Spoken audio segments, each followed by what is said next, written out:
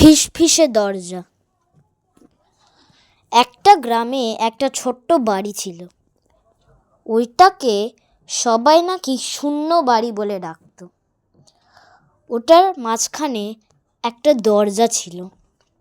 ওটা চেন দিয়ে বাঁধা ছিল, আর ওটার গায়ে হাত দিলে ওরা ভাবতো যে মানুষের চামড়া দিয়ে বানানো এটা।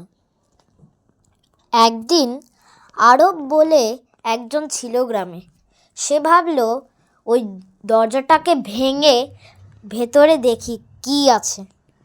ও যখন গেল তখন ও দেখলো চেনগুলো সব খোলা ও দরজাও খোলা। ও ভয় পেয়ে গেল, কারণ ও জানতো যে কেউ ওই দরজাটাকে খুলতে পারে না।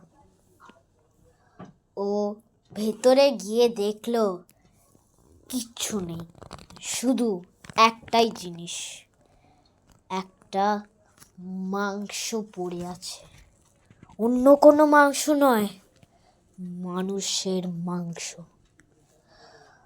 যখন ও পিছনে ফিরলো তখনও দেখলো একটা ছায়া মূর্তি, একটা ভয়ঙ্কর মুখ নিয়ে ওর দিকে তাকাচ্ছে। আর তারপরে আরব দৌড়িয়ে দৌড়িয়ে ওকে ঠেলে দিয়ে বেরিয়ে গেল গ্রামের থেকে। তারপর থেকে যে ওই দরজাটাকে খোলা দেখতো তার নামে একটা ডায়েরি লেখা যেত।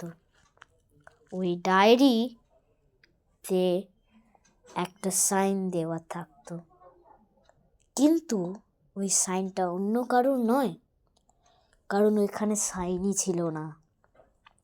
ওই ডায়েরিটা ওই বাড়ির ভেতরে রাখা থাকতো, আর সবাই ওটাকে পুজো করতো। কিন্তু যদি কেউ এখানে নোটবুকটায় হাত দেয় তাহলে ওই ছায়া মূর্তিটা এসে ওদের কচমচ করে খেয়ে যাবে। আপনারা এতক্ষণ ধরে শুনছিলেন ফিসফিসে দরজা আমার নাম দেবিয়ান দাস। ছোট বাচ্চা হয়েও আমি সানডে সাসপেন্স বলতে পারি। তো ধন্যবাদ।